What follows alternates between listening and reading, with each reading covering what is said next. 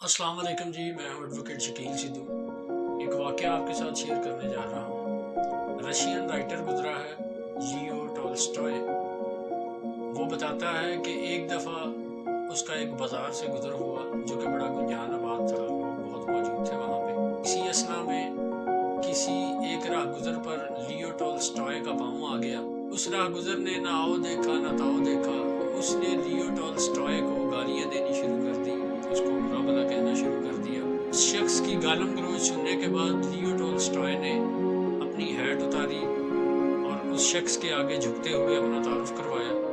Waste के culture में ताजीमन किसी के लिए इस तरह झुका जाता है। इसके बाद लियो टॉल्स्टॉय ने उस शख्स को अपना तारुफ करवाया।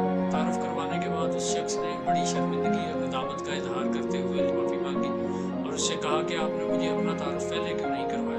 उस पर रशियन मुसन्नफ ने बड़ा दिलचस्प जवाब दिया और उस शख्स से मुखातिब होकर कहा कि जनाब, आप अपना तारुफ करवाने में इतने मगन थे, इतने मसरूफ़ थे कि मुझे अपना तारुफ करवाने का मौका ही नहीं मिल सका। इस कहानी में पाकिस्तानी मुआशरे का एक पहलू भी उजागर होता है कि हम लोग भी जब तक किसी का रुतबा ना देख लें, किसी का पैसा दौलत ना देख लें, उसका असर रसूख ना देख लें, उस वक्त तक हम भी उसकी इज्जत नहीं करते।